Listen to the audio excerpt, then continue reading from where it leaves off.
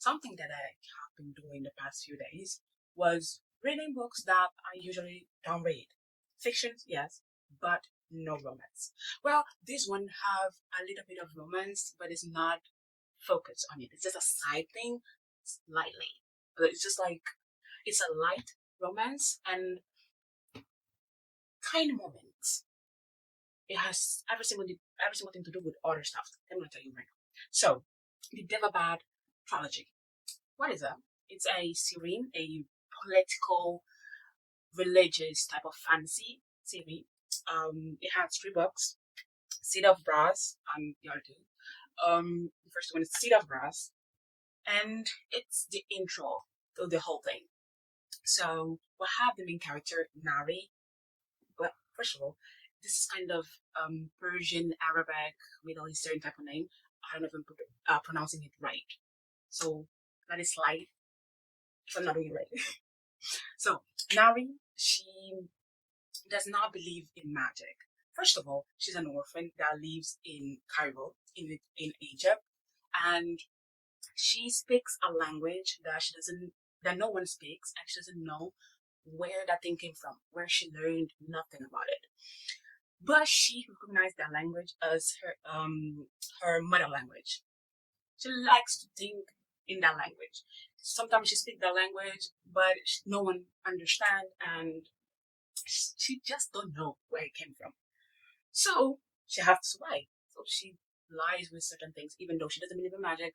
She pretends to read tarot cards and stuff, and those magic with those crystal balls and stuff. She does that because she's really good with reading body language, and she kind of feels what someone is having if they're sick. Sometimes she can see if someone is lying or not, but even though she doesn't believe in magic, and she doesn't even think of how I know how to do this. Like, this is not humanly possible. And then, doing one of those things that she does to survive, she ends up summoning a jinn. His name is Dara.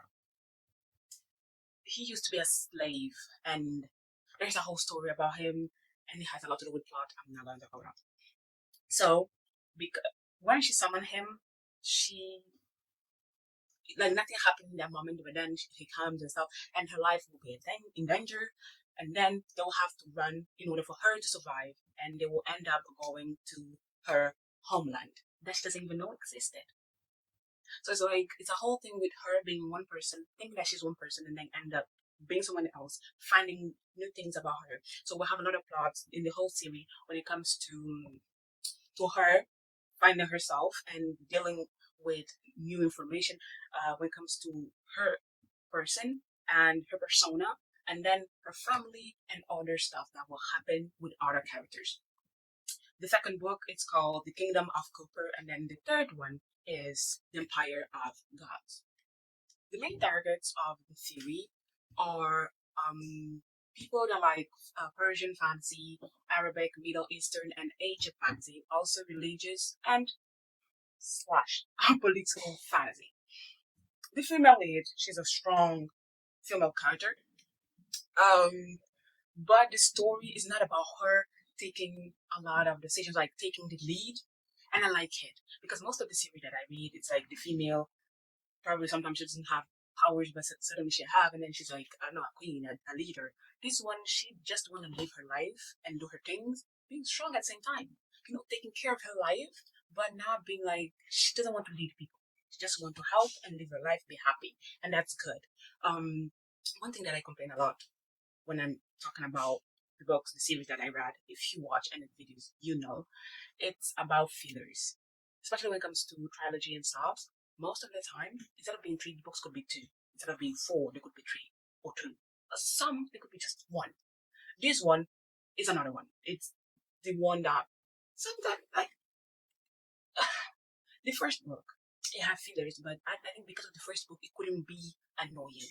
But when you go to the second book, it's the type of book, like the second book in a series or the second season, is the moment that you like to see plots after plots after plots after plots, like things happening. In this one, the second one, in the beginning, it was stressful. with the fillers. I almost gave up, but at the end, it got a little bit engaging. And the last one, I don't want to talk about it because I cried. But again, I don't give spoilers. It's a closure to every single thing. But I like the series. It's not the type of thing that I'm really eager to read always because it had a lot of political conflicts that I don't like, and some can be easily solved. One thing that I forgot to say is that the whole series, they have multiple POVs, and I think it mostly be for us to be aware of every single thing that's happening every single place because each character is in one place.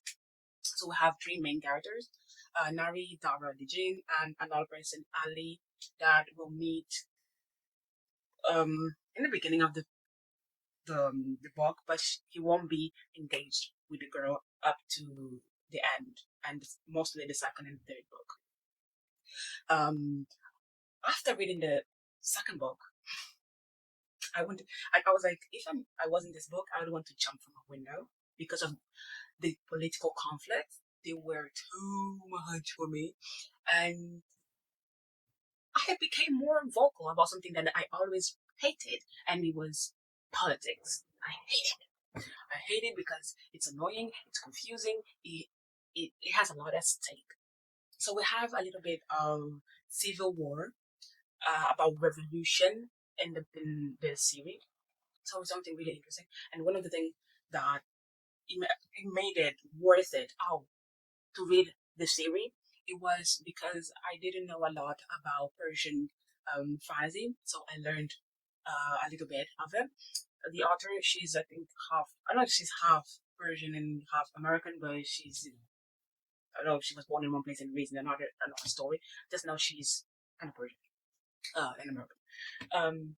So without giving spoilers, this is the thing that I want to talk about the book. Of course, I do have things to say about the characters, but I will end up giving spoilers because I would have to talk about certain moments to talk about them. Now I don't want to say, especially Daevabad. You should read it just because to try different things. You may like it. I got a little annoyed in the second book with the fillers, and in the last book mostly, but you might like it. And for me, it had a lot of spoilers. Yeah, fillers. But for some, the fillers will make sense. I think fillers are needed, but not too much. And when it comes to series, it's good when the first one is that the second one will have to have plots by plots. But it has a lot of plots. That I can assure you, it has a lot of plots. So try it and see if you can like it. Subscribe to my channel. There is more. I'm still reading, and right now I'm reading the Plated Prisoner series. This video is not about it, so I'm not going to talk about it. I'm reading it, and I'll soon post my point of view when it comes to the series without spoilers, as always.